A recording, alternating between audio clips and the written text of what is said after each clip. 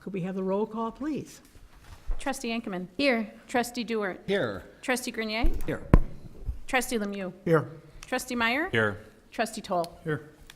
Would everyone please stand for the pledge? I pledge allegiance to the flag of the United States of America and to the republic for which it stands, one nation, under God, indivisible, with liberty and justice for all. Okay.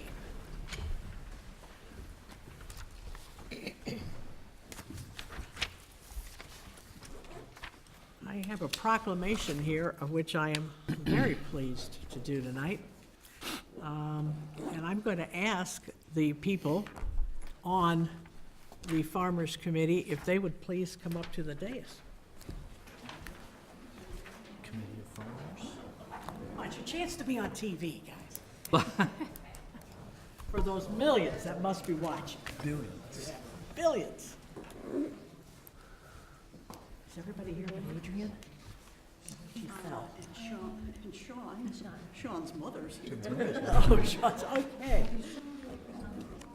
Right.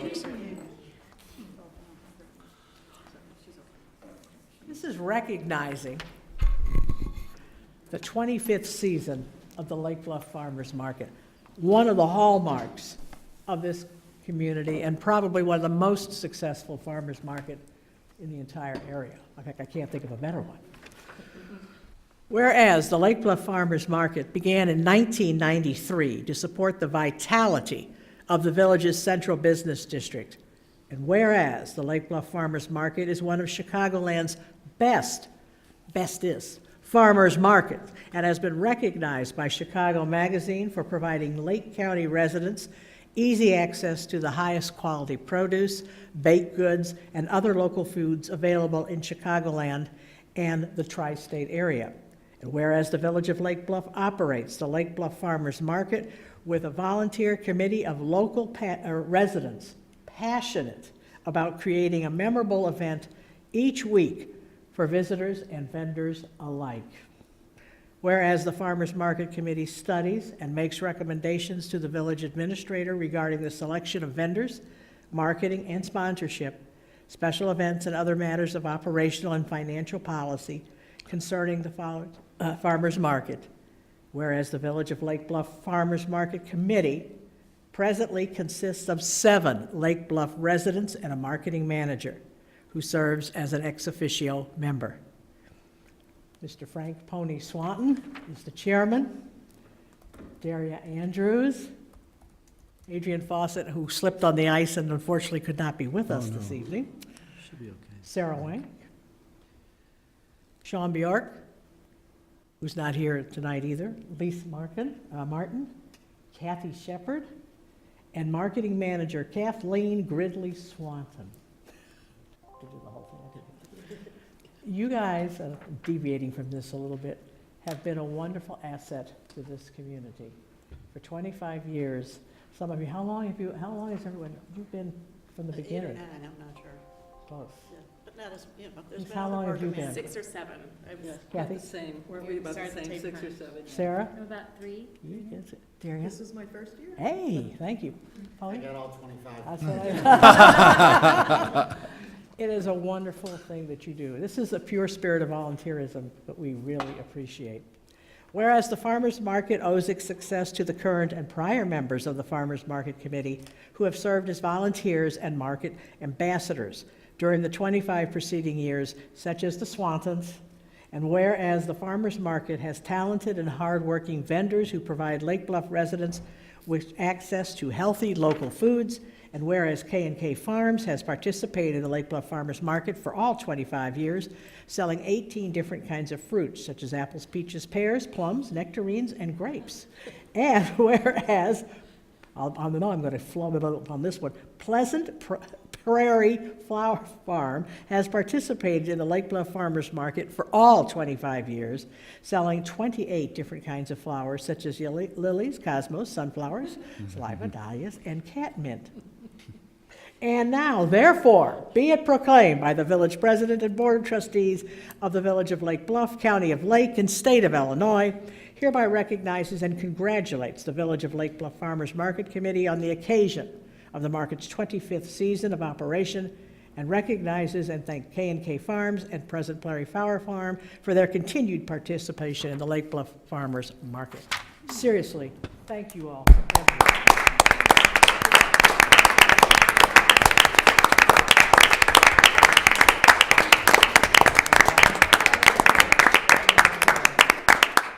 Tony, you never, come on, you always want to talk. Pleasure, thank you. 25 years flown by. It's been a lot of fun and a lot of work. And I'd just like to thank a couple of people. The board here over the years has been very, very supportive, monetarily and supportive in other ways as well. The staff, John's here tonight. Glenn couldn't make it, but they've been our staff. They do the heavy lifting, all the paperwork, and keeping track of everything, and they've done a great job too. The Public Works Department are here Friday mornings very early. Everything is set up, ready to go. The vendors arrive. Everything's perfect for them. This year, the artists on the Bluff did the vehicle stickers depicting the farmers market, as well as the banners for the street lights and our poster.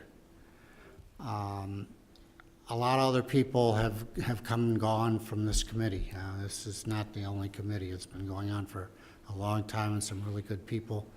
And I'd be remiss if I didn't mention a couple of three people that actually started the market with me. Nancy Cripple, who was a trustee at the time, actually was her idea. Fred Wacker, who was the president, charged us with finding something to rejuvenate the central business district. She came up with the farmers market idea, and we sort of ran with it. Her husband, Frank, joined us and was very instrumental in being part of the market. Ken Street, who's the former village administrator, made up the four people of our committee that actually started the market. So it's been a great run. We've had a wonderful time. I think it's been a great thing for the village. I think it's brought people and made them aware of Lake Bluff, and that's certainly what we need for our central business district. And thank you all very much. Thank you very much.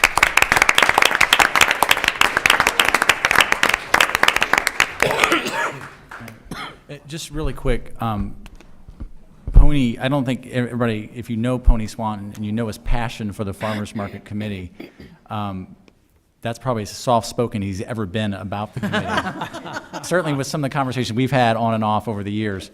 But just so you know, the proclamation itself noted that the Swantons as ambassadors of the market. I guess I shouldn't be surprised now, but for the 10 years that the committee that I've worked with, the committee, Pony and Gridley, they go off and they travel. They are doing research all over the planet for farmers markets. I mean, I'm going to guess you've even planned vacations around your farmers market destinations, but the research that they do, it's amazing. And that's one of the reasons I believe that the market is phenomenal as it is. But they are the ambassadors, and not to let the other folks here, they play a large role, but in terms of Pony has been at the helm for so long, and he and Gridley put so much into it in their spare time, and it's been. And the uniqueness of it, it's fresh every year. There's some stalwarts, but there's always something new. When's the opening date? The second Friday in June. Thank you again very much. Yeah, very thanks. much. Yeah. Okay, back to the more serious things, the consideration of the minutes of the November 12, 2018 Village Board meeting. Do I have a motion, please? So moved. Second. Okay, so by Ms. Ankerman, I think second by Mr. Lemieux. Any corrections, additions? In your packet, at the dais tonight, I placed an amended copy. There were two typos that Trustee Ankerman identified, and I. You've done your time. Good. But there were two typos in there that are reflected in those minutes, the amended minutes. Any others? All righty, hearing none, all in favor? Aye. Thank you. At this point in time, we set aside 15 minutes for any individual who might like to address the board on any topic that is not on tonight's agenda. Do we have anybody that so desires to do so? Okay. All right. The Village Finance Report, which is the warrant report for November 16th through 30th, and the October 2018 financial report. We have expenditures of village funds for payment of invoices in the amount of $498,154.63 for November 16th through 30th. Do I have a motion to approve? So moved. So moved by Mr. Okay, Bill Mr. Meyer. Meyer, thank you. And a second? Second. Second by Mr. Grenier. Roll call, please. Anybody have a question before that of our finance director regarding the warrant report? Roll call, please. Trustee Hankerman? Aye. Trustee Dewart? Aye. Trustee Grenier? Aye. Trustee Lemieux? Aye. Trustee Meyer? Aye. Trustee Toll? Aye. All right, we also have the October 2018 financial report. Do I have a motion to receive that? So moved. So moved by Mr. Dewar, and a second. Second. Second by Mr. Lemieux. Do we have any questions? And I would like to have our finance director give an overview of this. Thank you. Sure. Sales tax revenue for August 2018 of $264,978 is $8,358 greater than August of 2017 revenue of $256,620. Home rule sales tax revenue for August 2018 of $67,569 is $8,601 less than August of 2017. The state continues to charge an admin fee. The May through August fees total $4,993.42. Building permit revenue for fiscal year 19 May through October is $182,250 compared to the $386,715 for fiscal year 18 May through October. Fiscal year 19 expenditures of $4,692,029 are $597,751 greater than the expenditures for the same period in fiscal year 18. Capital expenditures year-to-date are $1,084,286, or $807,278 greater than the year-to-date expenses from fiscal year 18. This can be attributed to train station improvements, the audiovisual equipment in the boardroom, and non-MFT paving expenses. Current expenditures are consistent with or less than budget. Any questions of our finance director at this point? All righty. All in favor of accepting the report? Aye. Thank you, thank you.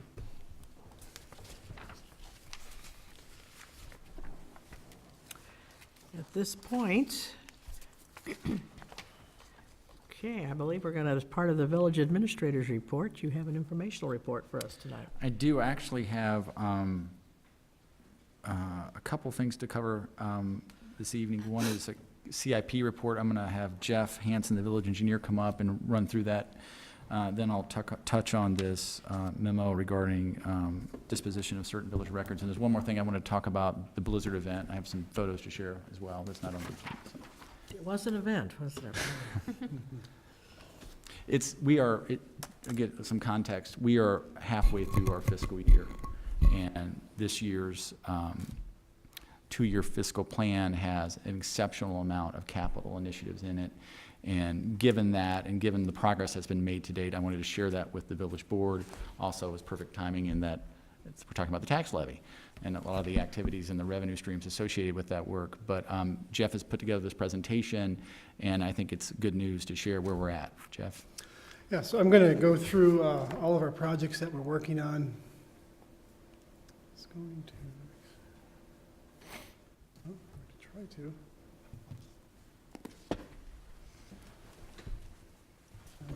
Probably You need to put that chip on there. put it back on. Here.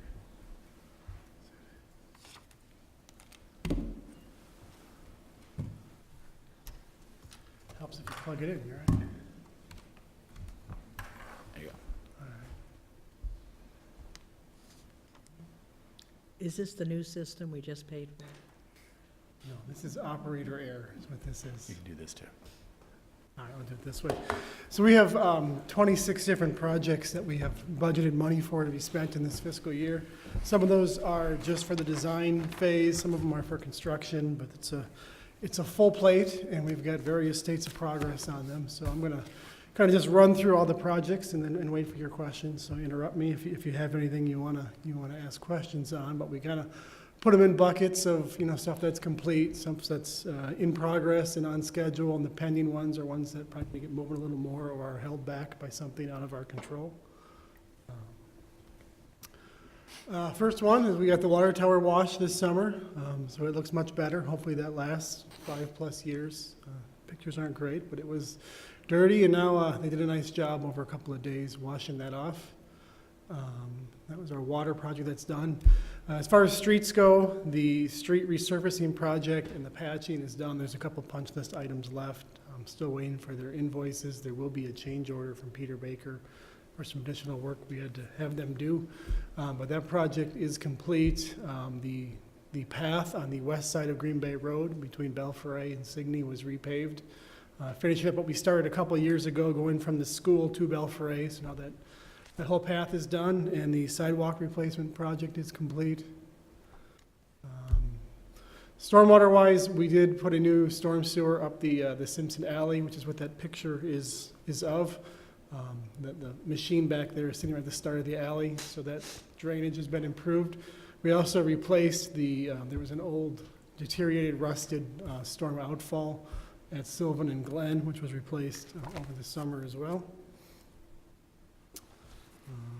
Things in progress as far as the water systems go. Our water tower controls, that is under contract. They finally have the control panel built. It's scheduled to start installation December 10th, should last that week. So I'm excited to have that done, get the old pens out of the water tower that are making our charts like they were in 1991. So we'll have that done here in a few weeks. The other two projects on here this is our design year. The next year will be construction. Our water main replacement will bid over the winter for construction after May 1st in the new fiscal year. The valve and hydrant rehabilitation, you recall we have Baxter and Woodman in town testing our water valves. They're just about done with their field work. We'll get the report and we'll decide what we need to fix and get that project set for next year as well. Streets, this is Moffett Road you're looking at. That was last Tuesday. On Wednesday, they actually put the asphalt down. There are two things keeping that street from being open right now. One is the guardrail. The other is a stripe down the middle, or two stripes to be more accurate. So they need 2 good weather days to do that. They didn't work today. They're not planning on working tomorrow. So we're hoping Wednesday and Thursday they will have the detour signs picked up and the street will be back open. That will be good news. It'll get me a few less phone calls and be more convenient for everybody. The Green Bay Road Phase 1 study is in the hands of Woodman as well. They are marching along on that, getting things as needed so we can apply for funding in about 14 months. Jeff, before you leave this slide, the Moffett Road work, there's 2 things that are left before we open the road, but that won't actually conclude the project. You want to talk about that too? What's remaining to be done? Well, we've had a cold November. Asphalt needs 30, 40 degrees to go down, so we've lost some days, we've lost some weather. We had a delay at the start due to some soil conditions. So the complete project is to also resurface Moffett Road from center to the southern village limits. They're going to have to come back in the spring and do that. We didn't want a chance taking that asphalt off and then having the asphalt plants closed and not having a complete street that we can plow and use over the winter. So they will be back probably in April for about 2 more weeks of on-road construction. There is some more things to be done at the bottom of the ravine. That's a little less disruptive, and then the replanting of all the disturbed areas. So that's why we have a June 19 finishing date on this project, because it'll be picking up again in the spring. But there will be no full road closure in the spring, other than very brief ones as they move materials and equipment. So you just leave the base layer down for the winter on the bridge, or? On the bridge, they actually brought it back up to full Okay. asphalt. They're going to mill off the top 2 inches in the spring and replace it with a surface course, which is not bad because then we'll see what settles over the winter and have a smoother surface when we're done. And yes, we have a lot of stormwater projects. The Lincoln Avenue storm sewer is North Terrace across Scranton, which is an IDOT road, and then dumping into just south of Scranton near the underpass. IDOT's been reviewing that and reviewing that. They've added some cost. We think we're close to getting their approval, but it's been a nice, long 3 months of permit review and resubmittals. We think we have it to a spot where they're gonna approve it soon. I was hoping for last week, but with the holiday, it didn't come, so fingers are crossed this week. That is ready to bid and ready to go. We just need IDOT's blessing on the design. That is budgeted to be done this year, so we want to get out to bids as soon as possible. The village-wide storm modeling and the Scranton underpass are kind of combined. Christopher Burke is doing that for us. They are making progress as well. They've done their surveying, they've started their modeling. One thing we have out is the flood survey for residents. We haven't gotten too many responses yet, so we've talked about just putting a letter out to everybody, just making them aware of this survey, because the more participation we get from the residents, the better that will be. So we're gonna work on a letter to put out and see if we can get responses. Maybe 10–15% of the village would be great. The West Sheridan Place storm expansion, I got a slide to show you something on the next slide. And then the Forest Cove storm outfalls are again deteriorated pipes that we are gonna replace. That project is under design to be ready for bidding this winter for construction next fiscal year. This is part of our West Sheridan Place storm sewer project. This is also under design. It starts up here, storm sewer comes down to here, down to Lincoln to Park, and then down to Maumon. This particular part, you can see we're proposing to run a storm sewer through 3 backyards. These 2 property owners are very willing to grant easements because that is their problem that they've had with stormwater flooding in their backyards. We are trying to get a meeting with this property owner to see if we can get an easement there as well. This is our preferred route. We thought about trying to come between the 2 most impacted homes, but they're just too close together to run the pipe through. So we are hopeful that we can get an easement to cross this property. If not, there are other ways, but then they might involve, additional property owners. It's not quite as good of a project. So we're trying to get those talks going, see if we can find out a way to get that easement done. This is, again, mostly designed, and it's going to be ready for construction if we can get the easements that we need over bidding over the winter and then construction next summer. Sanitary sewer projects, the Moffett East Witchwood interconnect. So we have a study that the field work has been done. They've done their manhole scans. They have done the smoke testing of the pipes. I'm waiting for their report just to find out what sources of infiltration they've identified. There'll probably be some televising, maybe some dye water testing to follow that up to see where we can get stormwater out of the sanitary sewer so that we can cut off the interconnect. West Blodgett lift station pump. I'm sure you're all saying page 134 of the budget says we're going to do Tangley Oaks pump, but the West Blodgett pump doesn't work right now, so we would like to do that one instead, have it pulled. It's going to get pulled, I think, in about 2 weeks. And see what's wrong with it. And if budget allows, we can try to do the Tangley pump as well, but we thought it was more prudent to fix the pump that doesn't work rather than preventively fix the pump that is working. And then we have the water meter replacements. We budgeted to replace about 1/3 of the water meters in the village. So we're trying to get that moving as well this winter.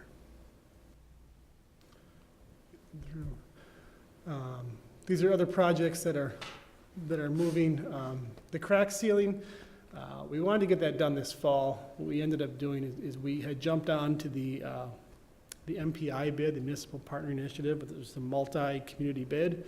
And when you jump on after the bid is already out, you end up at the end of the line, cold November. So I don't see that happening yet this fall. So we'll have to get that done in the spring. Scranton underpass handrails, there's some of those steel railing is deteriorated, mostly from the pigeons, so we're trying to get a few sections of that replaced. Glen Avenue pedestrian bridge repairs, that bridge needs some work. It's been kind of orphaned. We were going to couple that with the Green Bay Road Bridge project, but that has been moved a little bit, so I'm trying to find bids and contractors for the Glen work, which is kind of small, so it's a little harder to find people interested to do that work.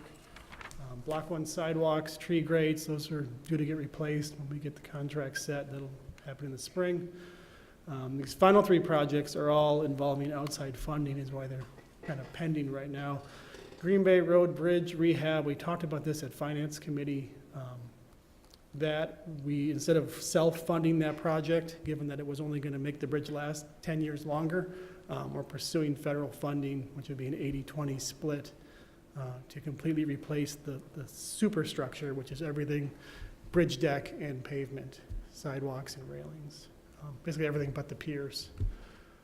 The McClory Trail pedestrian bridge replacement project, we got a letter I never thought I'd see. Our grant was reinstated. DNR found money, so that was I don't know, Tina, you thought you'd ever see that letter, but, so that's an $87,000 grant that we thought was gone, and now it's back. It's been suspended for 3.5 years, I believe. We are working on getting an intergovernmental agreement with Lake County to split the remaining cost of that project. As soon as we get that IGA approved, we can go forth with design. This project is budgeted for design this fiscal year and construction next. So if we get the IGA with the county, that will be on schedule. It just cost us less. So that was very good news. Did they resolve the height of that? What the state had said was if we build it to the standard that you could drive a vehicle over it, they were okay with the lower height. Until we actually do the design and submit that to them, that's only a spoken word. So I'm a little anxious to get that in writing and signed and approved, but that's what they've indicated to T.Y. Lin, our consultant on that. So if we get the design moving, we'll get that submitted, and hopefully before the guy who said that is gone from that position, we can get that set and stone. What does vehicle mean? A bike's a vehicle, right? So their theory is that pedestrian bridges, some precast spans aren't as strong, and that if something were to hit them, they'd be more likely to fall and cause injury. And they say, well, a bridge built to a vehicular standard, it's a L20 loading, I think it's called, would be less likely to collapse if it was hit. Okay. We've contended that it's between two other bridges that are the same height, so if something's gonna hit it, it would hit one of the other bridges. They weren't happy with that. But our consultant has said to go to that higher standard is really not a whole lot of change in cost. And in, so you could plow with a truck then if you really wanted to, because it'd be built to that higher standard. So I think we're okay with doing it the way they want. Okay, good. Thank you. The last one on here, the trail lighting from the middle school to Maumon. We just submitted a grant from the Safe Routes to School program, and if you get that grant, thank Glenn Cole, because he took that application and he ran with it, and he really put together a nice packet. So I'm hopeful in March we'll get good news on that. Lighting projects aren't really their main thing, but I think Glenn really put together a good packet, so hopefully that comes through. The estimated costs on that were in excess of our budget, so we're hoping to get the grant, get it paid for. If we don't get the grant, then we'll have to talk about if you want to go forward with the project at the higher cost. I'm happy to see all of these, but particularly the pedestrian bridge and the trail lighting from the middle school. For years, I have been lobbied, yelled at, things from kids who feel, one, that the lighting is dangerous down there and around, and it is. It is, you can't see the black ice at night after games, and some of them are driving. It is it's scary, and it is for years, so I'm thrilled to see that hopefully this will be addressed. And the pedestrian bridge is very narrow, and they get scared, to be honest, when they go across it, because it's an extremely narrow, it wasn't designed for them and their bikes, nor their large backpacks. No, and you do see people biking at full speed through that Right, little yeah, tunnel, too. it was never designed for that, but making it wider will, I think also be a safety issue, so thank you. Okay, and that is our 26 projects, so if you have any other questions, I'm answering them. The one question I I've had been on this board 12 years, I don't think I've ever seen so many projects at one time. I'm thrilled that we're addressing all of this, and I know that you guys are burning the midnight oil, but these are great projects, thank you. Be happy when they're in. The Simpson Questions? Alley project, has that been completed since we've had some significant rains? And if so, how did that? That was completed in middle of July. We had Had a few rains in significant September. rains. Now, we've always told the residents that, they had some flooding problems. This pipe is not sized to take the monsoon. Right. It is basically to drain it more quickly. There was a couple of houses that were holding water for many days after a rain, and there was no way for them to tie into our system. Yeah.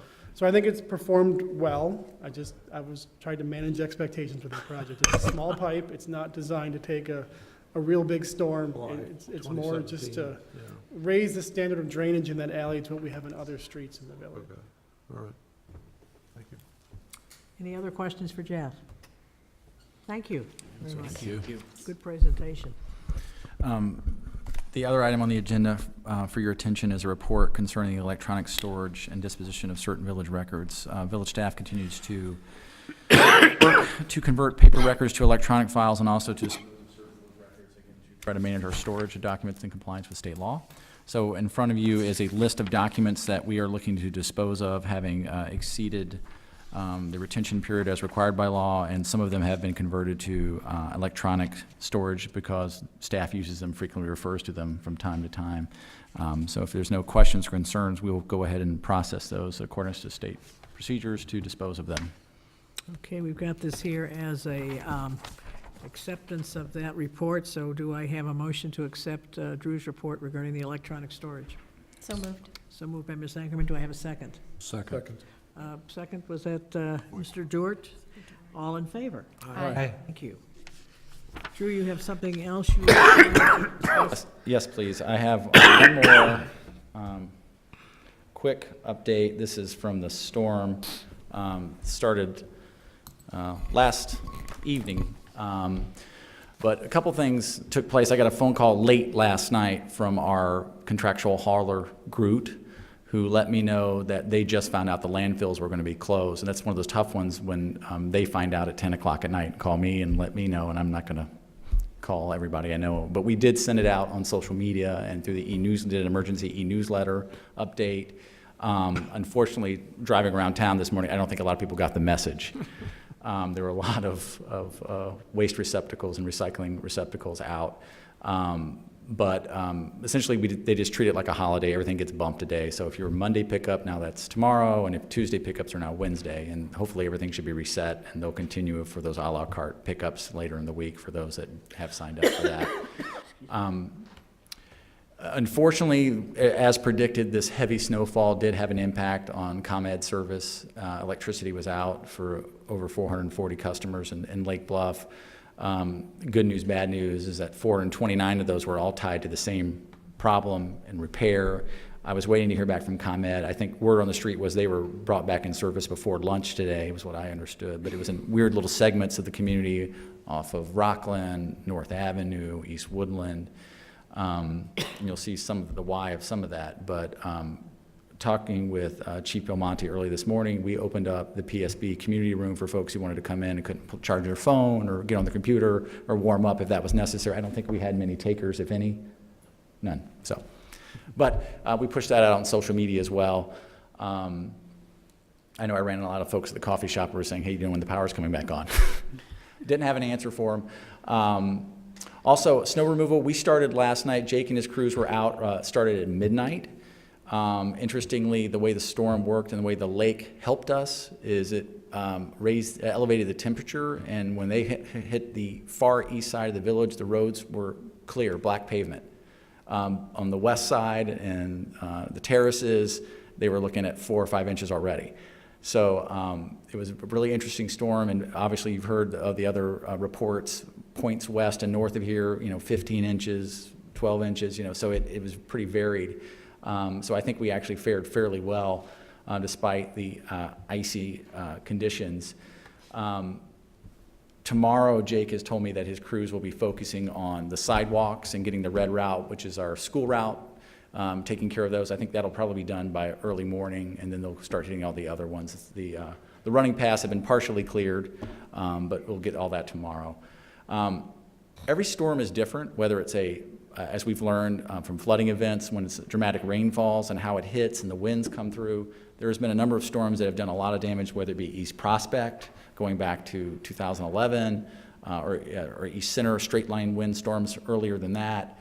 This one, for whatever reason, East Woodland was just decimated. This is a parkway tree that's totally topped out on East Woodland.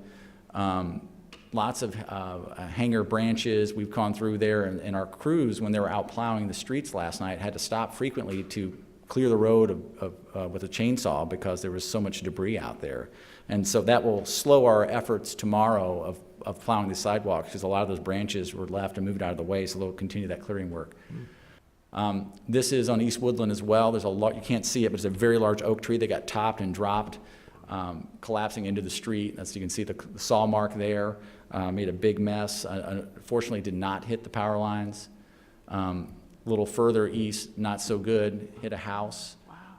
Different tree. The tree in the foreground this was a dual leader tree, very large, and that one, they're trying to get out of there as soon as you can get a contractor. These are private property trees, not public trees, but it's leaning hard and the roots are popping up, and it's gonna hit a power line and possibly some other property if it falls, but they were desperately trying to get that picked up today. Did some damage to the home as well as the neighboring property. This is another tree, fell on a house. Evanston and East Washington again. Saw it pulled up a sidewalk panel and did some damage to this home. Another tree, this is right on East Woodland as well, East Woodland and Oak. Fell over, blocked a garage. This is another one. I think it was a fruit tree, the main leader. These trees are notorious because they keep their leaves a long time and they kind of act as sails in those strong winds and they give way. I think Jake has stopped planting those trees for that reason. He ended up losing them a lot. But that's it. I mean, that was really the summary of that. I don't know if you have any questions about it, but Jake and his guys did a great job clearing the streets downtown and the train station, and they'll be back at it tomorrow morning. Is it was very, I think, a very enterprising offer to provide space at the public service building. Mm-hmm. Is that something we could add to the next couple of weeks, village emails, and just make sure that folks know that that's something we would be in a position to offer for any major storm like that? Sure, and we've done that back in 2013. We did that because these buildings, both the Village Hall, the Public Safety Building, and the Village Public Works Facility have backup generators. So some people don't, so they've come and charged their phones. That's been something that's standing off, but we can certainly do that and remind folks of And that. kind of in reverse, I know there's been a couple of really bad summer days that we've had it, and it's acted as a cooling center too. So, Yeah, but just to go ahead and be upfront and forward on that in the future. Okay. That concludes my report. Do you have anything else, Drew? No, ma'am. Okay. Any questions for Drew? Okay. Village President's Report. This weekend, upcoming weekend, is a big weekend for us. On Saturday, it is Lake Bluff's It's a Wonderful Life, and there are all sorts of activities for families downtown, carriage rides and roasted chestnuts, a variety of things going on in the local stores. The museum is, Santa has promised he would stop by the museum for some time on Saturday for photo ops, and the kids can tell their wishes, so that's on Saturday. Also, at 5 o'clock, is tradition, is the pulling of the switch for the village lighting, for the gazebo, the tree, the village hall, and all of the lovely spheres that we have around town, that we've become a hallmark of that. And the Buckthorn Singers will be caroling us at 5 o'clock after the pulling of the switch. So it should be a nice evening, and hope people will come out for that. It's going to be great. On Sunday, December 11th, the Lake Bluff History Museum will be doing their annual Lake Bluff home tour on that. I believe it's from 11 till 4, and tickets can be purchased online or at the door. That's all I have. Oh, did I forget my village attorney, who wasn't here the last time, so, you know. I have no report tonight. Well, I knew that, see, I knew that anyway, but thank you. All righty, we have acceptance of the correspondence. This is all correspondence that was delivered to the Village Board of Trustees in the informational report on November 9th and 16th. Do I have a motion to accept? So moved. So moved by Mr. Lemieux? Mr. Lemieux, and a second. Mr. Stewart? And a second by Mr. Gagné. Okay. All in favor? Aye. Thank you. All right, at this point, item number 12 is a public hearing regarding the year 2018 property tax levy. Village of Lake Bluff, in keeping with past practice, will conduct a public hearing on the proposed year 2018 property tax levy. Finance Director O'Connell, will present information on the Finance Committee's tax levy recommendation, and the hearing notice was published in the Lake Forester on November 15, 2018, and on the village's website on November 19th. Okay? I'll turn it over to you, Betty.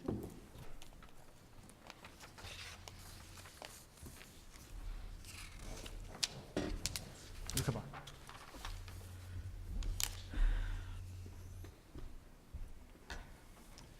Have it open. If you go to presentations, it'll bring it right up. If you go to from slide 1, slideshow rather. Okay, it'll come up after.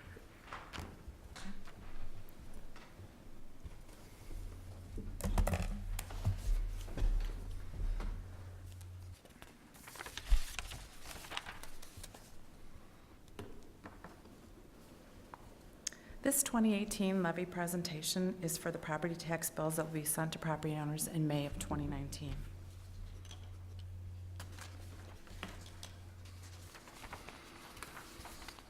To give a brief historical overview, when Illinois became a state in 1818, the Constitution contained a provision for taxing property in direct proportion to the value of property. From 1818 to 1930, amendments to the Constitution provided the state with various powers and authorities concerning property tax. The last year the state levied taxes was in 1930. Since then, property taxes have been levied at the local level, and the Department of Revenue issues guidelines and provides technical assistance to local assessment officials. As a home rule community, the village is not subject to Property Tax Limitation Act, or PTEL.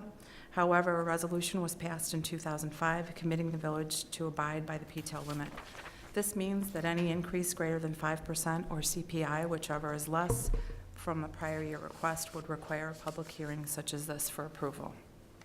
Taxing districts determine the amount of money estimated, and an estimate of taxes to be levied in the form of a levy ordinance must be prepared not less than 20 days prior to the adoption of the levy.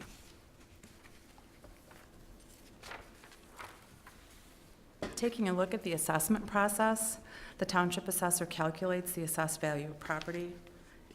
Equalization of assessed values is important at each level of government, township, county, and state.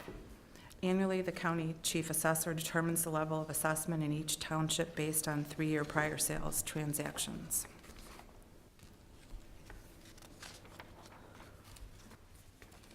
The measurement of market value is the job of the assessor's office, who use one or more of the 3 basic approaches to measure it. First, the market data approach, comparing recent selling prices or similar properties years for 2015, 16, and 17 for this assessment period.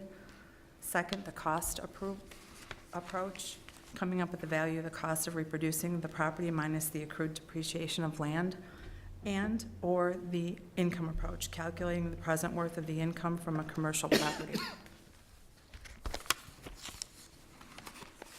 As part of the levy cycle, the village must provide public notice.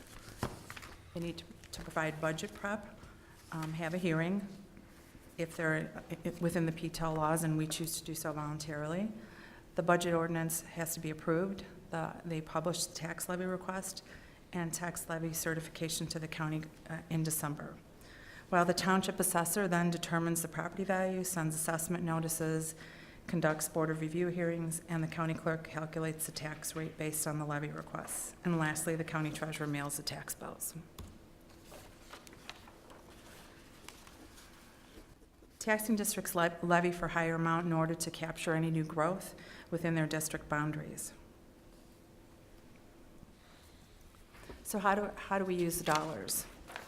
The village receives 9% of the levy and the library 2% of the tax bill, while local schools total 60% of the total property tax bill. The village levy partially finances police protection, fire protection, sanitation, recycling collection, street, sidewalk, and bike path maintenance, street lighting, sewer maintenance, and the ancillary services that support the personnel. Other taxing bodies shown here levy their own property taxes separately from the village, and mosquito abatement, which is less than 1%, is not reflected on the chart.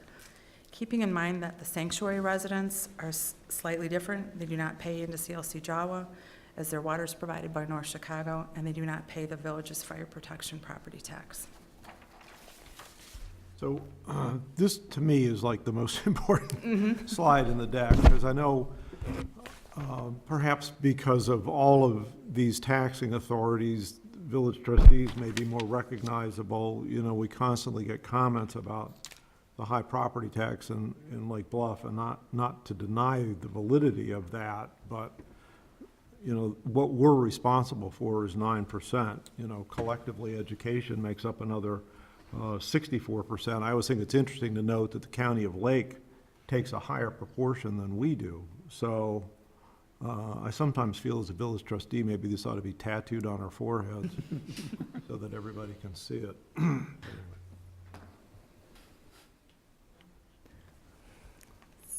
This chart shows the assessed value by class for the last 10 years, along with the tax extension over the same period. It includes the library tax extension. The slope of the orange line at the top shows the total EAV peaked in 2008 and declined by 25% until last year.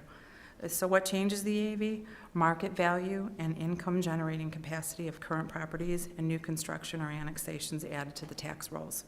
The village has had no annexations of property since 1998, when the sanctuary subdivision became part of the municipal boundaries.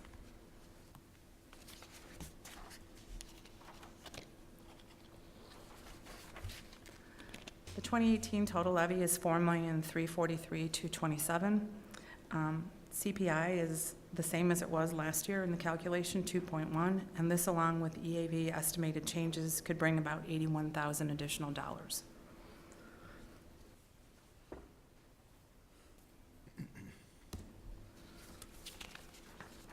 Levies are made in dollar amounts, and to raise the money requested in levies, county clerks must calculate the tax rate for each fund for which the taxing district's levied. The tax rate is a number, then multiplied by the base, and will produce the levy amount. So this is a chart that shows the breakdown by purpose or function. However, it's important to note that the levy does not fully fund these functions, and the village relies on multiple sources of revenue, such as sales tax and other taxes, building permits, and user fees and licenses, and fines to cover costs to provide these services. The dollars levied for pensions represent 26% of the total levy, over $1 million of the 4.3 total levy.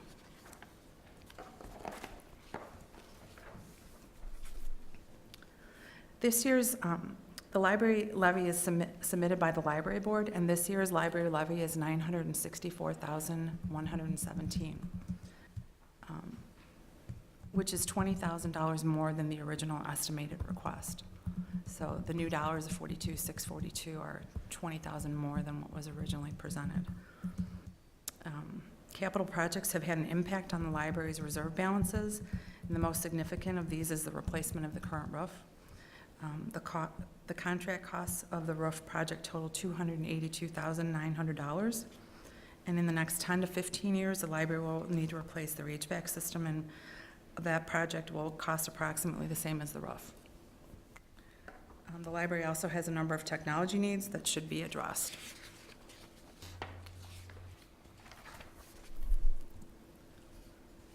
As always, the Finance Committee deliberates the amount of the levy with sensitivity to the effect of increases on homeowners, and at the November 29th upcoming meeting, the committee will finalize their recommendations, and this final approval will be presented at the second reading of the levy ordinance at the December 10th village board meeting. As far as long-term budget considerations, sales tax revenue is heavily reliant on auto sales and is carefully monitored. Future amounts of state share revenue sources and grants are also considered, and investment returns are a factor in the police, pension, and IMRF fund contributions.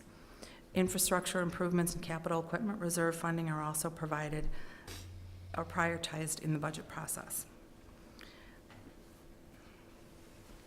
In order to maintain financial stability, the village has reduced personnel from 50 to 35 employees over the past 7 years, outsourced household waste collection, municipal partnering with dispatch operations, strategically invested in technology and infrastructure and services to improve reliability and staff productivity, and facilitated commercial development opportunities such as Target and Heinen's. So what's the impact on a typical $600,000 market value home? The rate changed from 0.56 to 0.58 per $100 of EAV for the village portion of the tax only represents about a $30 actual decrease. And that's due to the EAV numbers and projections. If EAV goes up 4.7%, the tax bills will decrease an estimated $30.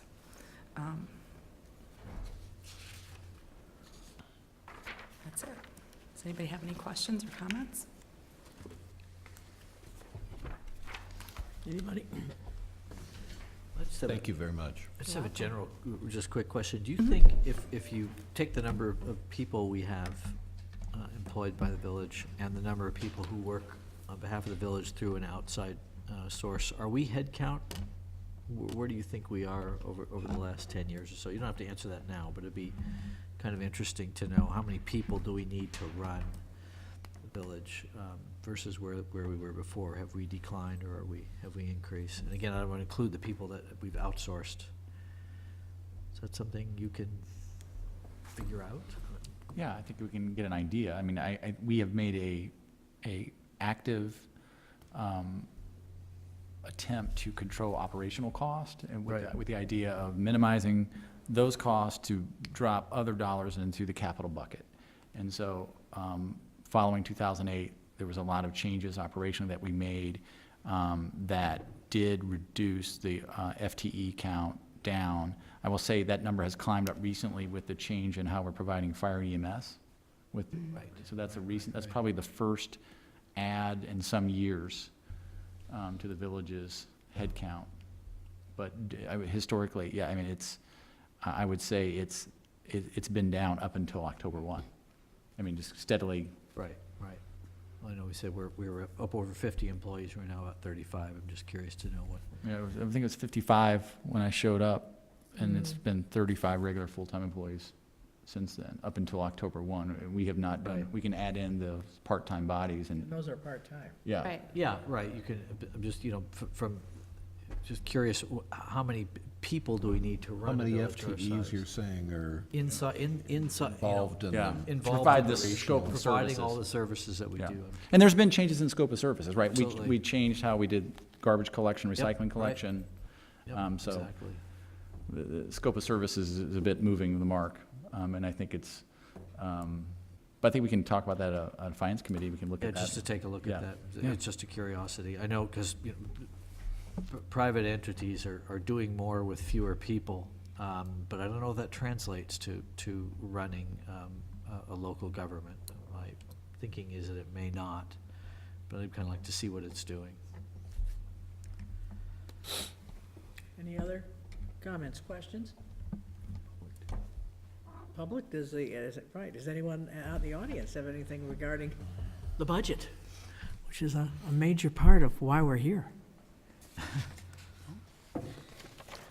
Okay. Thank you. Thank you. Okay, back to the, okay. No other questions or anything else? Public hearing is thereby closed. Okay. Number 13, which is an ordinance levying property taxes for the fiscal year beginning May 1st, 2018, and ending April 30th, 2019, for the Village of Lake Bluff. This is first reading approval. Pursuant to state law, on or before the last Tuesday in December, the village must file, with the county clerk an ordinance requesting a property tax to be levied at all taxable property within the village. After review of levy estimates and financial projections as presented by staff, the Finance Committee recommends that the village levy $3,379,109 for the year 2018, which represents a 2.45 increase over the 2017 property tax extension.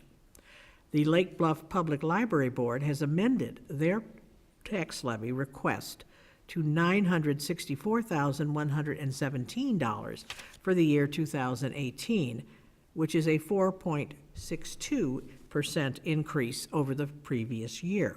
The attached levy ordinance includes this increase in the library request, by the way, which will be reviewed Finance Committee at their November 29th meeting.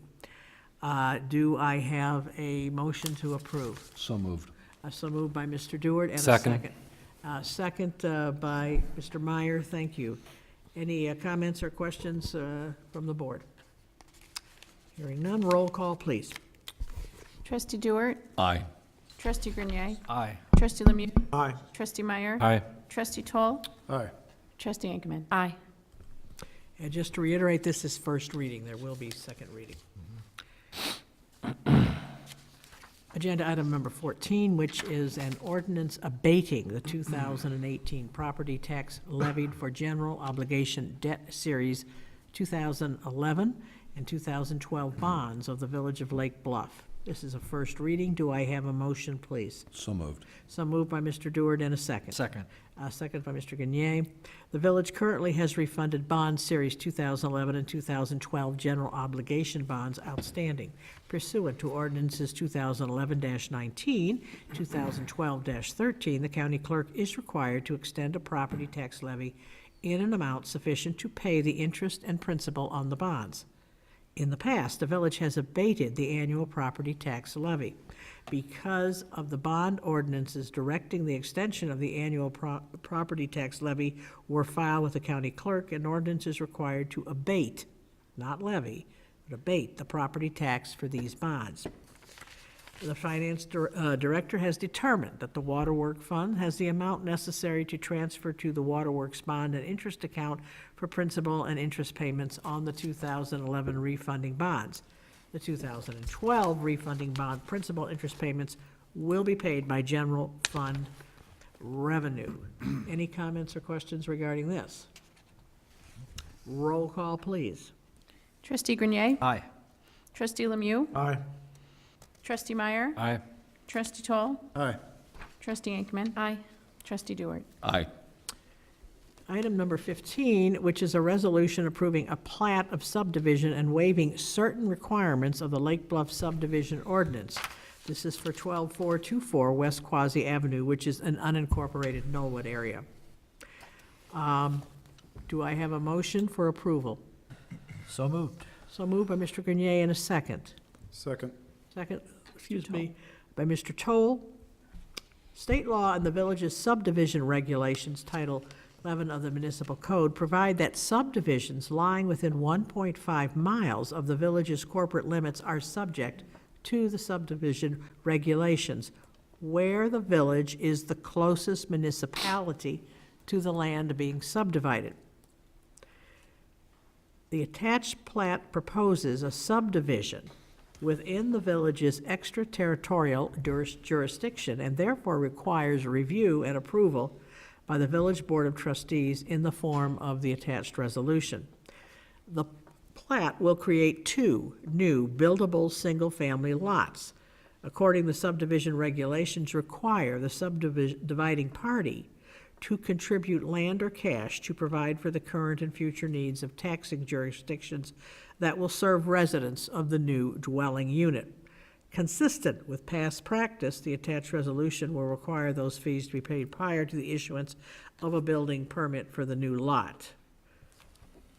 The waiver of certain other requirements of the subdivision regulations is recommended as the subdivision is subject to review by the Lake County pursuant to their Unified Development Organization. Okay, did I get a motion? You do. I did on that one. Any comments or questions about this which indirectly affects us at best? All right, this is a roll call vote. Trustee Lemieux. Aye. Trustee Meyer. Aye. Trustee Toll. Aye. Trustee Ankman. Aye. Trustee Dewart. Aye. Trustee Grenier. Aye. Item number 16, which is an ordinance amending the Lake County zoning regulations regarding building height in the L1 Light Industry District, L2 Limited Light Industry District and Service District, and off-street parking standards in various districts. Do I have a motion, please? So moved. So by Mr. Lemieux, and a second. Second. Second by Mr. Toll. At its October regular meeting, the PCZBA held a public hearing to consider changes to height and parking regulations in the village's L1 Light Industry District, which is generally the area bounded to the north by Route 176, to the west by Waukegan Road, and to the east by Route 41, to the south by Lake Forest. At the conclusion of the public hearing, the PCZBA recommended unanimously that the board adopt the following text amendments. The changes were requested by the PCZBA as a result of a preliminary workshop for a medical office development at the Smedbo property, which is 999 and 1001 Sherwood Drive, at its September regular meeting. The changes include height. Increase the height of buildings in the L1 district from 25 feet to 32 feet. Decrease the maximum height of an exception for the above-roof additions from 15 feet to 10 feet. Other buildings in the district, such as 75 Albrecht Drive and the target development, already reach 32 feet in height. The 2011 Waukegan Road Corridor Study recommended an increase to 40 feet to accommodate modern light industrial uses. Parking near Waukegan Road. Allow parking within 50 feet of Waukegan Road, reduced from 100 feet. This change was recommended by the Waukegan Road Corridor Study. Today, within this rear 50-foot area, Pasquesi Home and Gardens has outdoor storage, and the Carriageway Shopping Center has parking. Adjust the parking areas. Adjust the parking regulations to be more permissive of front yard and side yard parking. Many developments within the district already include parking in these areas under allowances for visitor and executive parking. This change was recommended by the Waukegan Road Corridor Study.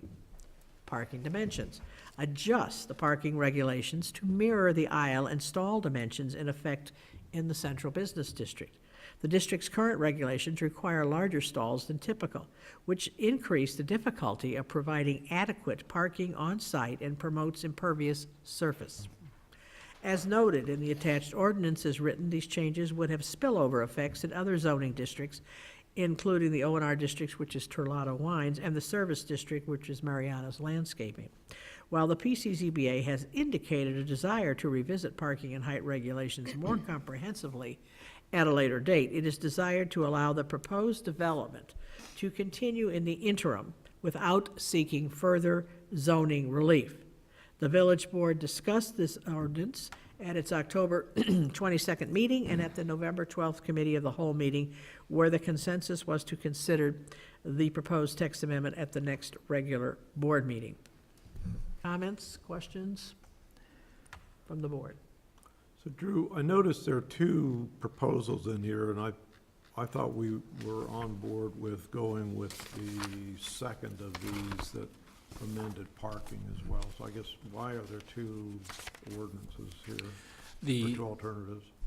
The other ordinance was the one that was provided to the PCCBA as part of their conversation when they had the public hearing. Okay. And what they forwarded to you was the one that's directly behind the cover page in the document. The less, it involves only the building height amendments in section 3 of the draft ordinance, Okay. and the parking amendments under section 4. But that's it. It didn't consider the other amendments, the other broader scope. They said that's the ones that they would go back and revisit at a later date. So it's only the height and the parking along Waukegan Road and the parking dimensions stall that are Okay. outlined. So it's the lesser of the two in terms of the number of text amendments. Okay, so, but I guess I'm still confused. I thought what we were going to go with was the one that allowed the parking changes, though, based on the committee of the whole meeting last time. And that's, yes, that's what's, So I guess when we motioned and seconded here, which ordinance was on the table? The alternative or the one with the parking changes in it? it's the one entitled, let me double check the other. Attachment 1. Yeah. It's not the one labeled Alternative A, no parking changes. Okay. It's the first attachment entitled, an ordinance amending the Lake Bluff zoning regulations regarding building height in the L1 Industry District, L2 Limited Light Industry District, and Service District, semicolon, and off-street parking standards in various districts. Okay. Thank you. Any other questions? All right, this is a voice vote. All in favor? Aye. Thank you. So that's the first reading. I'll be back for the next board meeting. Right, right. Item number 17, which is an ordinance amending the Lake Bluff Municipal Code regarding historic preservation. Do I have a motion to adopt? I would like to recuse Oh, myself excuse on me, this I issue. am sorry. That's okay. That's right, we are number 17, and right. I apologize. It's and- okay. I work for the architect who is Yes, it worked for that, and Thank you. as you gracefully do. Kindly get out. Thank you, Barbara.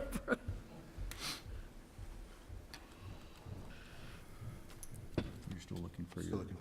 I'm still looking for a motion. So here. moved. So moved. Was that Mr. Mr. Meyer. Meyer? Thank you. And a second? Second. A second by Mr. Lemieux.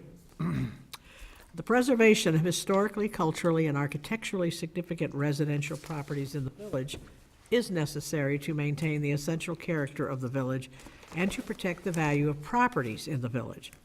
The village desires to promote the preservation of older homes while ensuring that homeowners are provided flexibility to adopt all homes to the changing needs of family and the community.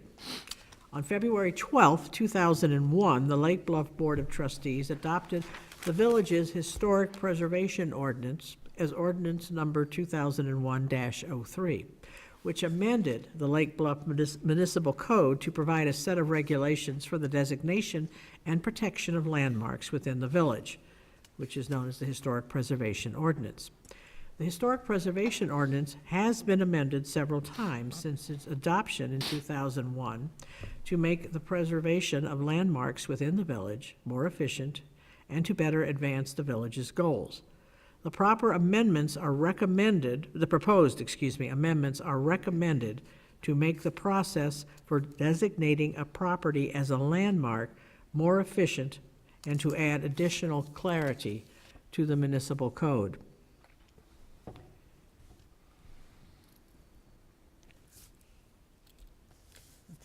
I know, I'm just like, look at this, pretty much said that.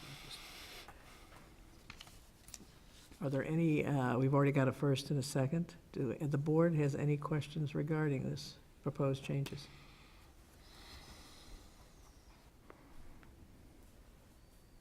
Okay. Does anyone in the community, I know that there's some people have interest. I would like to address. Certainly, Mr. Wade, come on up. Welcome back safely to town. Thank you, and I apologize for the dress, but I've been at Reagan National Airport the better part of the day.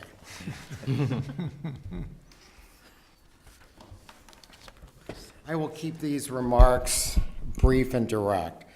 We, including myself and the neighbors that are here tonight, and another group of neighbors that couldn't make it because of the holiday weekend and the travel issues, we've clearly set out our concerns with the village's lack of commitment to preserving historic homes and its facilitation of negative changes to the essential historical, cultural, and architectural character of the village. When I started the process of trying to save the historic residents across the street from us, I gave a presentation to the HPC comparing the historical homes in the village to the recent demo rebuilds. That presentation, entitled This or That, has been provided to you, I believe, earlier today. I believe that it graphically illustrates the concerns we have about the significant negative changes in the village resulting from demolitions and rebuilds to the maximum bulk allowance. Some, according to Drew, so maxed out that they couldn't even add another coat of paint without exceeding the limit.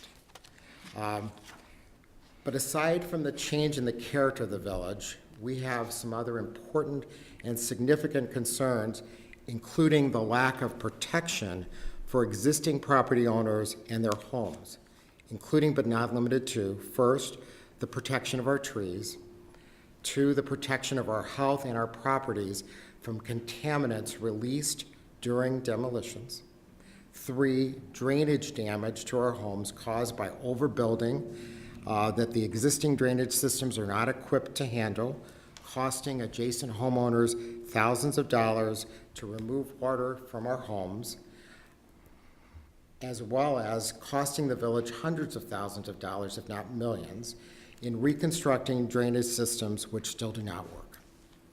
And finally, protection of our property values. Yes, we have property rights too, that those HGTV overbuilds create, first by creating less demand for our historic homes, and then when these new tract-style homes deteriorate quickly in value, cause a decline in comparable values, comps in the real estate business in the village.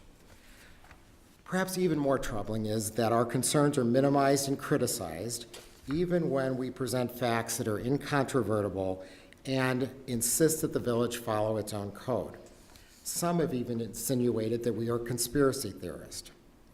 In that context, I noticed yesterday, I was actually moving one of my daughters to DC this weekend, and I didn't check the meeting packets until yesterday, that the village proposed the amendments to the HPC code that you're considering tonight.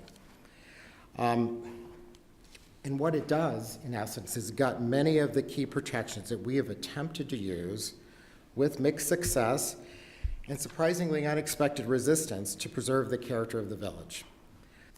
Rather than address our concerns, the village has decided to substantially restrict or eliminate any ability for us or others to challenge the destruction of the character of the village. And perhaps it's coincidental that the village first made public its plan to do so late in the day last Friday on Thanksgiving weekend, with the first approval of these changes tonight, the Monday after the holiday weekend, when most village residents, including me, are focused on family and friends, and some, like me, are just now coming back as a result of travel delays. Regardless, it is clear that the timing, designed to be that or just coincidental, does not provide residents, all residents, appropriate opportunity to learn about these proposed changes and express their views to the board. To be clear, I do not challenge and fully accept the fact that the village has the right, that is, it can, prospectively modify its ordinances. However, there's an important distinction between can and should. So here are the two reasons the village should not adopt the proposed ordinance. First, the ordinance will promote developers and demolitions over historic preservation and existing property owners. Two, adopting the ordinance will effectively end the right and ability of residents to question or challenge any village action regarding demolitions. I'll explain both as succinctly as I can. The stated purposes of the ordinance, which the village president read, in the whereas clauses, are that it helps, one, preserve the historical, cultural, and architectural character of Lake Bluff, that it preserves historically, culturally, and architectural significant residential properties in Lake Bluff to maintain the essential character of the village. Three, it promotes the preservation of older homes or adapting those houses. And four, it makes the process for landmarking more efficient. But in reality, the ordinance does exactly the opposite. First of all, it eliminates the protections for neighboring property owners. It does this by allowing the building commissioner to decide at sole discretion whether to require any of those protections, including those that are designed to minimize the adverse effects not only on neighboring properties, but also public facilities and other private properties. I realize that property rights advocates on this board and other boards claim that historic preservation requirements, even the minimal ones in the current code, are a taking of property. I would hope that those same property rights advocates would recognize that eliminating requirements to protect neighboring properties is also a taking of our properties much greater than any perceived taking resulting from the current historical preservation review process. It appears that there is little concern for this, including the substantial unreimbursed damage to public facilities requiring hundreds of thousands or millions of dollars in taxpayer-funded improvements to address the adverse effects from demolition and maxed out rebuilds, especially on the severe drainage issues in East Lake Bluff. Rather than discouraging demolitions, it affirmatively encourages them by allowing pre-approval of demolitions without a demolition application, only requiring a demolition letter of intent. This will result in any property owner, without having to go to the bother of preparing a demolition application or paying any fees, to obtain demolition pre-clearance so that when the demolition is planned, it can happen quickly and without any meaningful notice to neighboring homeowners. This will significantly speed up the demolition process, giving a no-charge fast pass to developers, encouraging demolitions rather than encouraging preservations. What's even worse is that minor changes to a landmark home will still require an application to trigger the 120-day review, even though a demolition will not. The changes prevent the HPC from considering additional facts and research to protect landmarkable portions of a property if one section has already been landmarked. It does this by preventing any review of other parts of a partially landmarked property for landmark status. It requires those trying to landmark a property to complete extensive research in a short time frame with no right to supplement with additional information and without the protection of the current code, which requires an affirmative finding that landmark status would not apply. Quite frankly, the changes make a mockery of the 120-day advisory review period, since the proposed ordinance expressly provides that the demolishers of landmark properties don't have to provide their demo or construction plans to the HPC. The best examples of preservation have occurred when homeowners of landmark properties provided those plans and actually worked with the HPC to come up with balanced solutions. And I think we can all identify at least one or two of those homes in the village, including the one in the 200 block of Center Avenue. Now they can get demolition approval before plans are developed, eliminating these potential benefits from the 120-day review. Combined, these provisions essentially give developers a free pass to a quick demolition. File the no-cost demo LOI right away, see if anyone submits a landmark nomination, and at most be ready for the demo in 120 days. To use 419 East Prospect as an example, under the proposed ordinance, if it were in effect at the time that demolition application were filed, the developer owner could have submitted the LOI with the original subdivision request, and well before that process was completed, it would have been ready to demo. Finally, I want to address the message that the village is sending to residents by proposing this ordinance in the way that it is. Again, in the interest of time, I'm going to be direct and fact-based. It is not lost on any of us involved in the process with 419 that the proposed amendments to the ordinance precisely align with the issues we've raised during this process.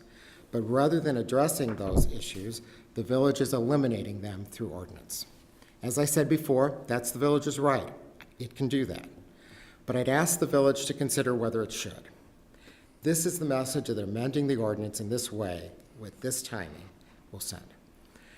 First, that the village prioritizes developers' rights over the rights of neighbors and owners of historic homes.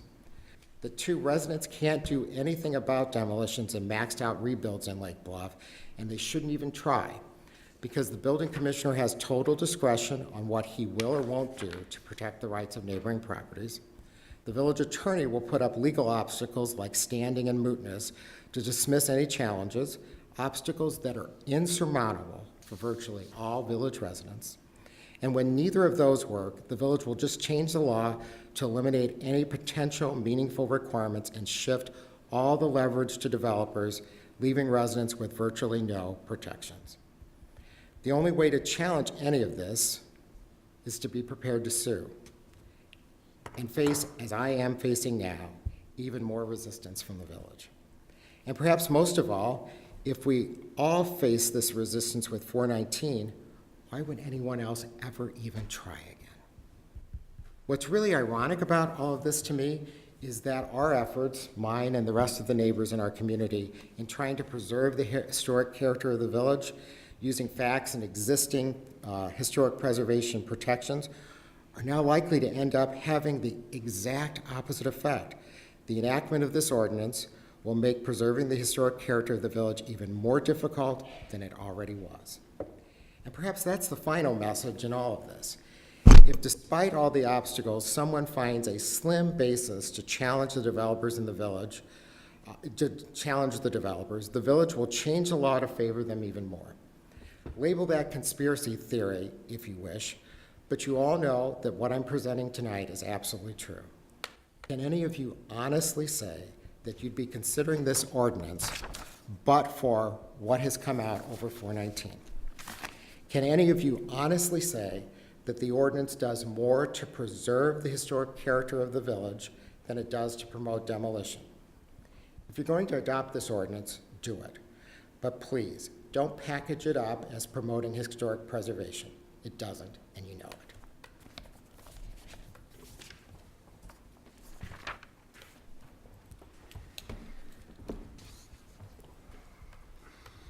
And others, these changes are in direct response to the ABR appeal and threatened litigation regarding the proposed demolition of 419 East Prospect Avenue.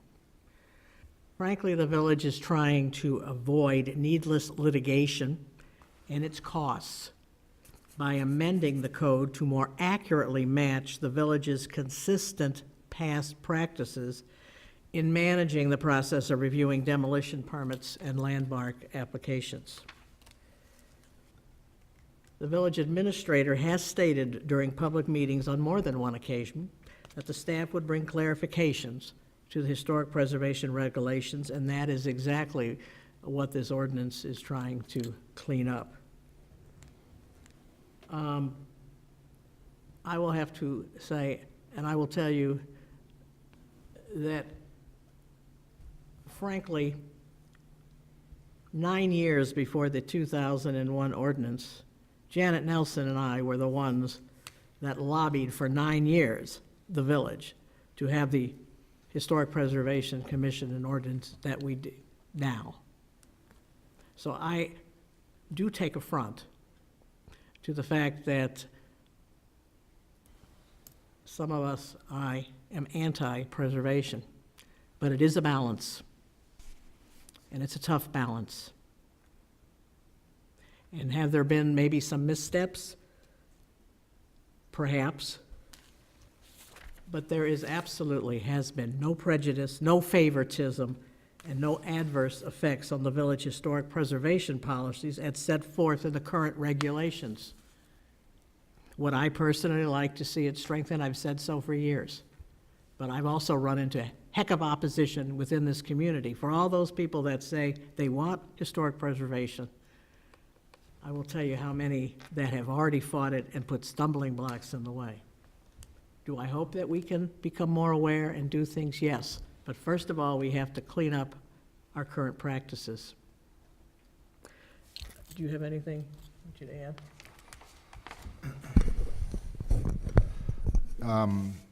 Just a couple of notes. The obvious point is, Mr. Wynn said that what he is saying is absolutely true. I would disagree with that, obviously. I do not think that these amendments eliminate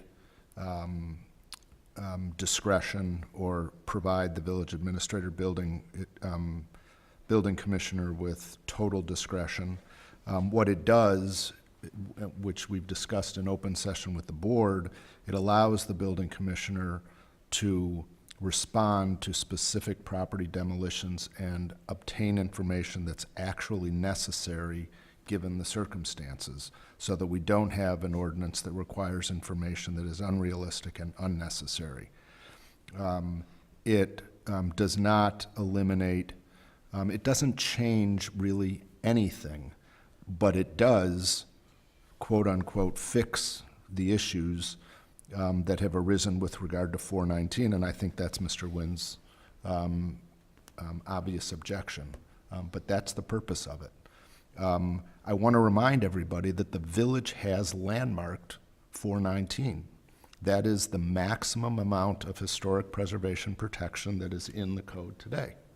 And the village did that. The village board did that. That sets forth, or that triggers an advisory review process that is ongoing now. The current code has these changes clarify the time limits of that advisory review after the village board adopts it, when you've had a demolition delay period as well. There was an ambiguity. This fixes the ambiguity. I disagree with Mr. Nguyen that somehow we're changing the standing requirements or doing anything that would prevent residents to come before the board or the HBC and argue one way or another with regard to one way or another with regard to the landmarking of a structure that's proposed to be demolished. With regard to the demolition letter of intent, that's the information we need to know.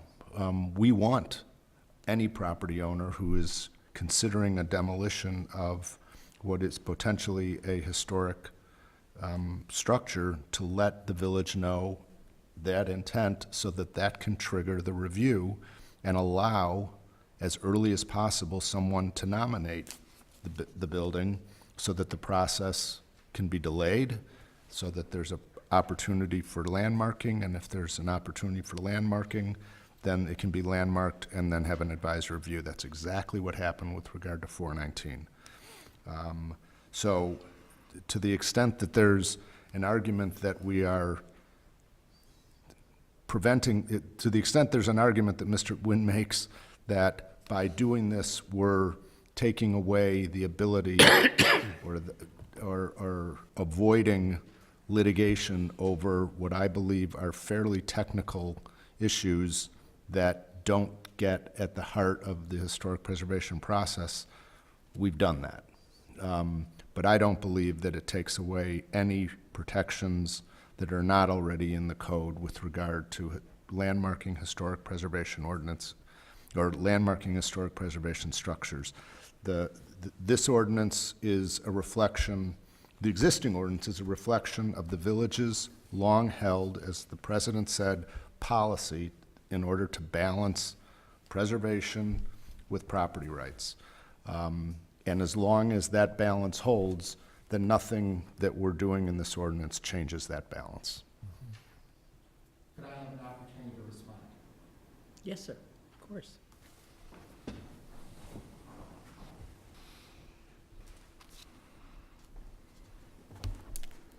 So President O'Hara, I'd like to respond to your comment about litigation. I'm not interested in litigation. I'm interested in enforcing the code as it exists. And that's the position I've maintained during this entire process and that we've maintained as neighbors. No one's interested in litigation. But if that's the only way to get the village to enforce its existing code, then that's what's going to happen. There's always an opportunity before that 35-day period expires to discuss that, and I'm open to doing that. But it's at your call. To respond to the village attorney, let's focus, and I've got the actual proposed amendment ordinance up here. So here's the key difference. The current ordinance with regard to the demolition site management plan doesn't have the language, if you look on page 2, unless determined unnecessary by the building commissioner. So let's look at that and take that phrase out. What it says is every demolition site management plan shall at a minimum include the following. What that means, each of these are required. That's the current ordinance. So if this is saying they're not really required, and if the building commissioner determines they're unnecessary, I do not see under any reading how that makes it stronger. In fact, it takes it away because the current language provides each of those must be considered and addressed. The amendment says some of them can be taken away at the discretion of the building commissioner. It's what it says, unless determined unnecessary by the building commissioner. So I don't buy the argument. I don't think anyone really would. I do. Reading that language. I buy the argument because if you look at the tree survey language, it says if necessary. And Peter, with regard to that, here's what you argued. Let's look at that one. Here's what you argued in your motion to dismiss when we went before the ABR. I didn't have a motion to dismiss. You filed a memo, okay, you filed a memo that was supposed to be unbiased, but it really was a motion to dismiss the petition on grounds of standing and mootness. But let's look at that 7. Do you want to read it? I can read it too. Fellows, gentlemen, first of all, this is not a court of law. nor is this a debate. That's not how we run this, okay? The speaker certainly has a right to speak, but we're not having point counterpoint here. Okay, This is not very well. how we So run the I'll meeting. read it to Okay. you. So, down there, I'm just going to it. It says, "A tree survey showing the location and size of trees as described in section 1011(3) of this code on the site and the proposed location for tree protection fencing if necessary." The memorandum, whatever you want to call it, that the village attorneys provided to the ABR took the position, it's in the record, that the "if necessary" modified not just the tree protection fencing, but modified the whether a tree survey was necessary at all. So if that's the current interpretation, this doesn't make a change at all. Doesn't make a change at all. So I don't understand where it's tighter. The standing and all those other things, those were raised directly in response to the petition, the appeal we filed to the ABR. It's on the record. So when I said that those legal positions were put against us, when we dealt with the factual issues in a brief that didn't even contain a single legal site other than the code, and we got a memo back, well, I'll use the term there, a memo back that basically said the ABR shouldn't even, ABR shouldn't consider it at all because we didn't have standing to raise an issue about it and that it was already deemed moot. You can look at it yourself, that's what it says. So I do take issue with your saying what I've said is not true and factual. It's all backed up with the record. Right now, the application has to be complete before that 90-day time period triggers. Right now, you don't even have to have an application. So again, I don't understand why that's tighter. It's actually looser than the current ordinance. So again, I want to present those facts to you. It's your decision what you want to do. Thank you. Now, do you have any further-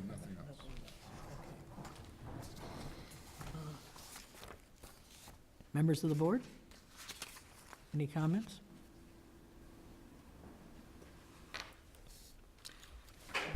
I'm sorry. Oh, I'm sorry. Yes, would you like to speak? Please come up. Yes, from earlier, I'm Sean Bjork's mother. My name is Stephanie Bjork. My husband and I own the house at 414, and I've spoken before you before. I have two articles that I wanted to ask you to place in the record. One is a January 22nd, 2015 article on wrecking the Keck and Keck Building, Chicago Preservationist Target North Shore Landmark Ordinance up in Crabtree Farms. The second is a Lake Bluff demo apps off to a brisk start, a January 15th, 2015 article. And in these articles, Landmarks Illinois singles out Lake Bluff for having the weakest historic preservation ordinances on the North Shore. I don't disagree. I think we've heard so much through this process of 419 about how much this matters to this community. And with all due respect, those of us who've been involved, who've learned much through this process, who've cared a great deal about trying to do the right thing for the community. My husband and I, in our almost 50 years of marriage, have had 3 houses in town that we have all, I hope, improved and dearly loved. So our son is now here raising his children, and it's important to me that we square what's being said with what's being done. And that's not happening. We spend a great deal of time in all of the literature, in all of the claims that are made about how much historic preservation matters. And yet, I have to say, I have been really surprised at the amount of pushback we've gotten, not from the community. The community's been highly supportive of us. The pushback that we've gotten, honestly, has come from the various boards that we've brought our information to. And so I'll leave these with you to look at, but if you're trying to balance what you're going to have at the end of the day is all of your history in the museum and photographs, but you won't have anything in actual proof. So to me, there is no balance. You pick what your goal is, and if it's preservation, then you preserve something. You don't pay lip service to all of us who essentially know now that we can certainly come and appear before you, and you've graciously invited us to do that.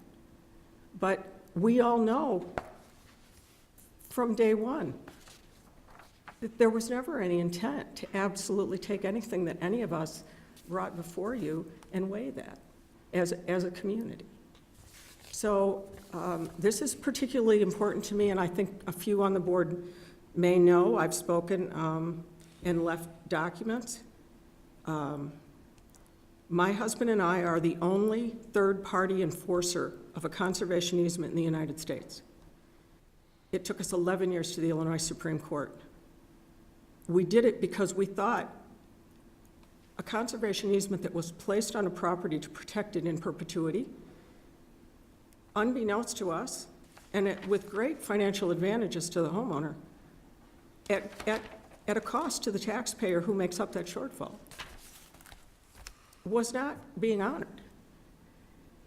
And so all of the parties that have to sign off on those easements, and we have some in town, those federal easements have to be signed off on by multiple parties: the village, taxing bodies, the mortgage holders, the homeowners, and the 501c3 that holds that easement.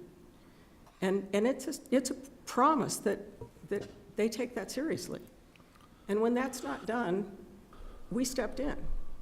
We're the only successful case. The IRS has never won a case. They cite our document when they take an easement to court. So I come to you as the last person who ever wanted to see the inside of a courtroom again. And yet here I am. I'm surprised, and I'm disappointed. And I hope all of you will realize that all we've ever wanted was a fair hearing and the appreciation for what we've all learned about 419 and about this community and about each other and about what a community is about. And Ed's point is exactly right. If no one feels there's any point in any of this, your meetings will be much quicker, but you won't have much of a town left. So I appreciate everybody listening. Thank you.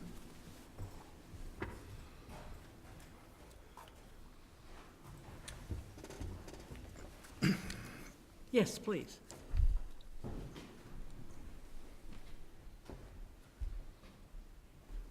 I'm Jenny Barthold. I live at 415 East Prospect, which is next door to 419. First of all, as a retired English teacher, I really think the "if necessary" prepositional phrase at the end of that sentence pretty much modifies the fence idea.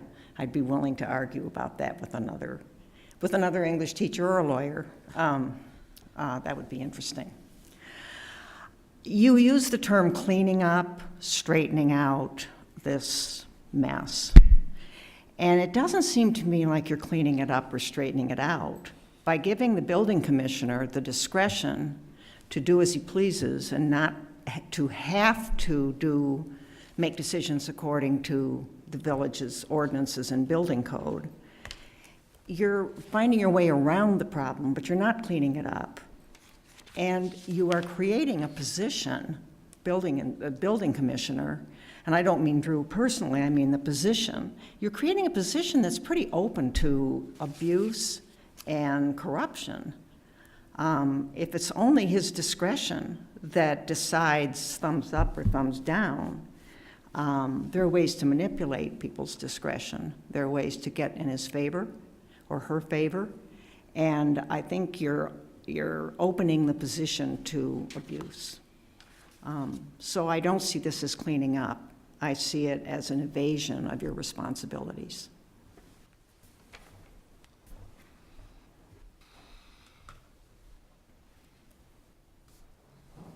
Anyone else? Board members? The other hands?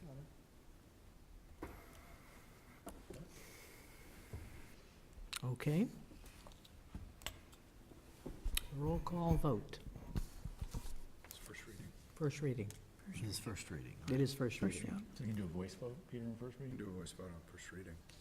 Okay, thank you. All in favor? Aye. Opposed? Motion carries. Give a motion on second.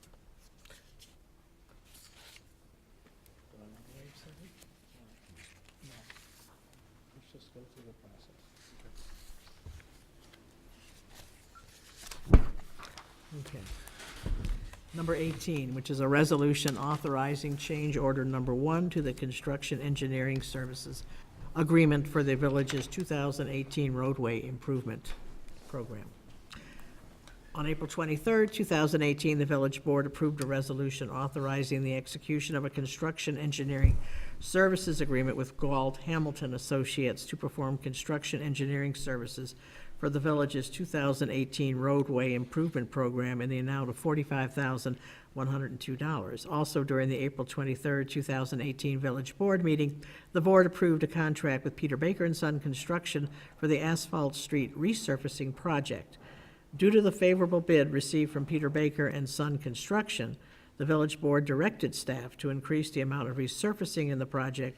Consequently, the increased amount of work in the resurfacing project and the engineering services associated with the Simpson Alley storm sewer installation resulted in Gauld Hamilton Association fees for services increasing to an estimated $57,102. In accordance with the village purchasing policy, a change order of this amount requires the approval of the village board. The village engineer recommends the village board approve the change order to the construction engineering services agreement with Gauld Hamilton Associates for the increase in services required during the 2018 improvement. Do I have a motion, please? So moved. So moved by, Mr. Grenier, and a second. Second. Second, was that Mr.? Mr. Dewar. Thank you, Mr. Dewar, I appreciate that. Any questions, comments? Roll call. Trustee Meyer? Aye. Trustee Toll? Aye. Trustee Inkhman? Aye. Trustee Dewar? Aye. Trustee Grenier? Aye. Trustee Lemieux? Aye. Item number 19, which is a resolution approving an amended landscape waste composting agreement by and between the Village of Lake Organics LLC. Do I have a motion, please? So moved. So moved by Mr. Toll. Do I have a second? Second. A second, is that Mr. Meyer? Meyer. Thank you. Since 1994, the village has contracted with DK Organics of Lake Bluff, Illinois, for the processing of all yard waste delivered to the Public Works Center by village crews and residents. In November of 2008, the village reviewed and renewed the agreement with DK.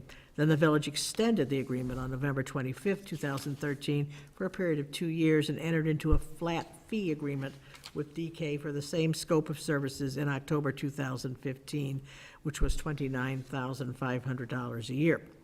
The village and DK's partnership continues to be mutual beneficial, and the village reduces its fees for household waste collection, secures quality materials for village and resident landscape needs, and furthers the village sustainability efforts, reducing carbon footprint and locally recycled yard waste, while DK secures an overflow location for their operations, which are largely done off village property. Notwithstanding a request for an increase in fees from DK, $30,000 for year 1, $32,000 for year 2, $34,000 for year 3. Village staff is recommending continuing the relations with DK for another 3 years, as it remains the best logistical and economic option. Any questions or comments regarding the increased fees over the next 3 years? All right, this is a roll call, please. Trustee Toll? Aye. Trustee Inkhman? Aye. Trustee Dewar? Aye. Trustee Grenier? Aye. Trustee Lemieux? Aye. Trustee Meyer? Aye. Trustees report. Do we have anything this month from any of the trustees? Nope. Finance Committee meeting Thursday night. Finance Committee meeting on Thursday night. Prompt. Okay, that is. Be there. And a, You have a meeting coming up, yes, don't and you? a beach parking committee meeting on the 4th. Okay. Unfortunately, it's also the Vote Lake Bluff Town meeting as well. It is, But that yes. was the only time that we could all get together before the end of the year. Understand. Okay, anything else? All righty. I believe executive session, we only have the consideration of the minutes of the November 12th, 2018 executive session. So unless there is any question about that, we can do that in an open session, just accept the minutes. Anybody have a problem with that? Do I have a motion to accept the minutes of the November 12th meeting? So moved. I'm sorry, is that you, Mr. Dewart? Thank you. And second, Second? Mr. Lemieux? All in favor? Aye. Do I have a motion to adjourn? So moved. So moved by Mr. Toll. Do I have a second? Second. Mr. Lemieux. Second by Mr. Lemieux. Okay, all in favor? Aye. We are adjourned.